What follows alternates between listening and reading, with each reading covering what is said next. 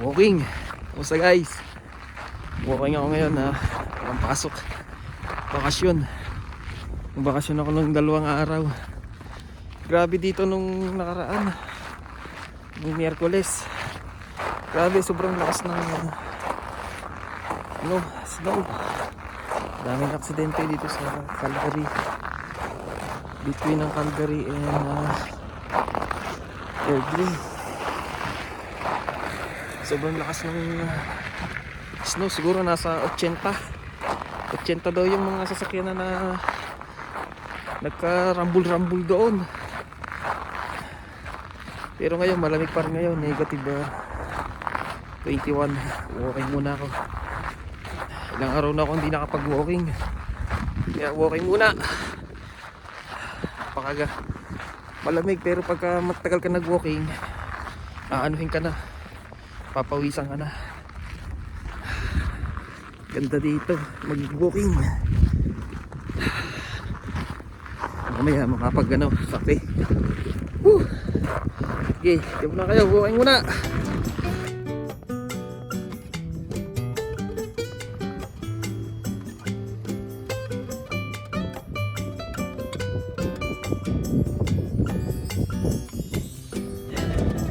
Kahit winter, walking pa rin. Medyo nilalamig na yung hita ko kasi hindi ako nakapagdoble ng pants. 15 minutes lang, okay na. Bukas na uli. Bukas naman pala may basketball ako, kaya hindi na ako mag-walking. Ganito, kahit winter, exercise pa rin. Mahirap kung walang exercise. Whew.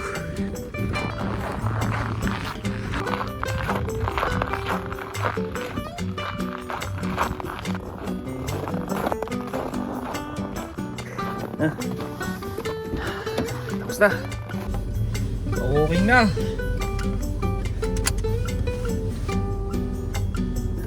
Magpapaano naman ako ngayon. Magpapa-flu shot. Flu shot naman. Malamig yung hita ko. Hindi ako nakapagdoble. Pa-flu shot naman ako ngayon. Tapos mamaya alas 12, sundo ng bata. Upgrade lang yung aking bata. Dito sa Canada, kahit winter, nagwo-walking ako. Minsan takbo. Walang basketball ng Sabado. Pag wala akong exercise, para akong lalagnatin. Kaya kailangan ko talaga nag-walking. Nasanay na yung katawan ko ng ganyan na walking, basketball pag Miyerkules or Saturday. Tapos magpapa-flu shot naman ako ngayon. Paano to? Pa3 taon ko nang pagpa-flu shot. Kasi noon hindi ako nagpapa-flu shot simula nung dumating ako dito. Pero nung mga nagtagal-tagal na, nagkakaroon ako ng flu. Kaya tinaray ko na magpa-flu shot. Ngayon pa3 taon na hindi ako nagkaka-flu. Sana huwag naman laging magkakasakit. Kaya hirap pagka may flu. Tinatrangkaso ka. May flu shot, mabilis kang gumaling kung may magkaroon ka man. Maganda naman sa Canada. Sasabihin lang ng iba na bodo lang Canada dahil mahirap daw. Sa una, mahihirapan ka, mangangapa ka pa bago ka dito dating. Pag tagal-tagal ka na, masasanay ka na, alam mo na yung routine ng dito, pamumuhay dito. Ganun talaga dito. Pagka sa una, yan talaga mahirap. Tiyaga lang. Pag pareho naman kayo mag-asawa may trabaho, talaga magkakaroon kayo ng makakabayad kayo ng bahay kung may bahay kayo. Saka tamang lang yung pagmamanage ng inyong kita para makabayad, hindi yung gastos doon, gastos dito. Maganda ang Canada, sasabihin budol. Pag na-PR ka, talagang maganda. Pag hindi ka pa PR, talagang mahirap. Kaya kung ma-PR ka, makaipon ka, makakakuha ka ng property nyo, kayong mag-asawa, Yung kakilala ko nga dito na katrabaho ko dati, si ate, nag-retired na siya.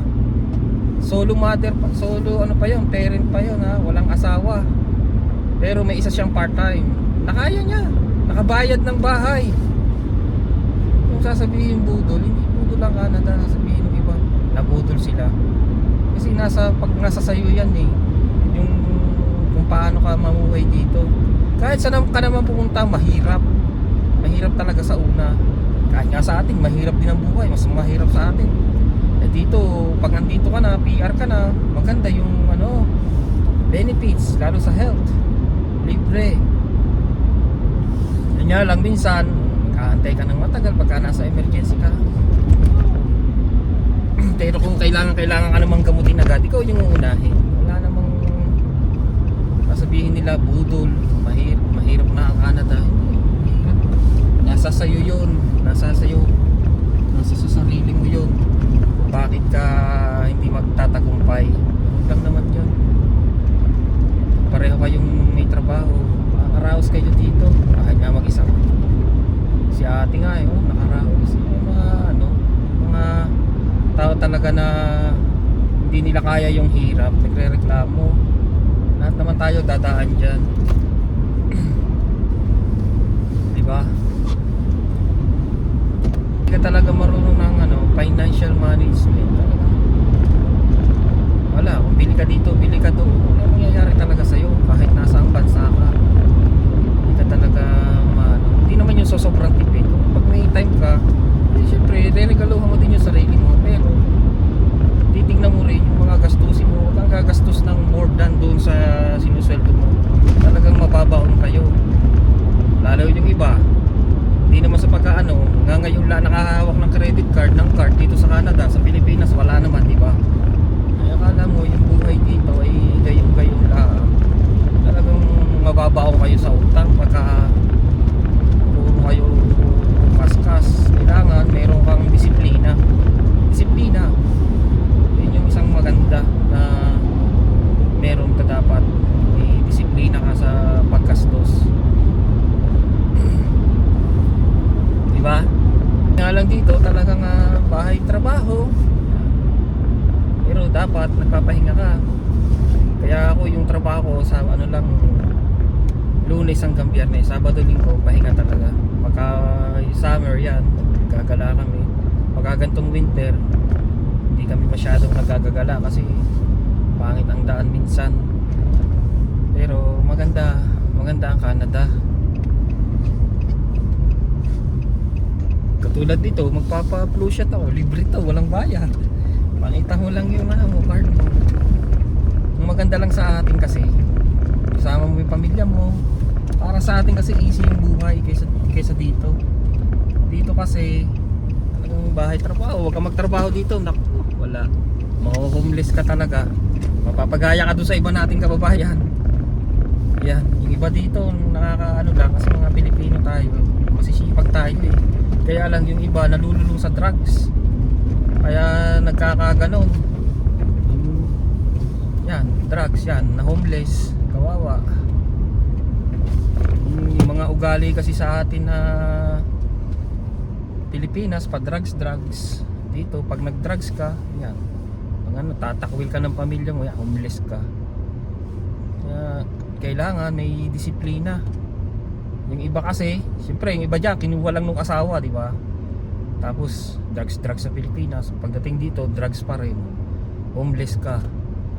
Iniwan ka na ng pamilya mo. Marami tayong kababayan dito na homeless. Kung napapanood nyo sa mga video ng mga kababayan natin na YouTube na sa Facebook na nagpo-post, mga content creator.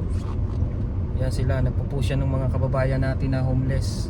Kawawa, ayaw magbago, lulong na eh. Ayaw tulungan yung sarili. Pero dapat talaga tulungan mo yung sarili mo para maging maayos ka. Kawawa sila. Haba na yung video ko. Thank you guys for watching. Papaturok muna ako. Nandito na lang yung video ko. Thank you. See you guys. Thank you for watching.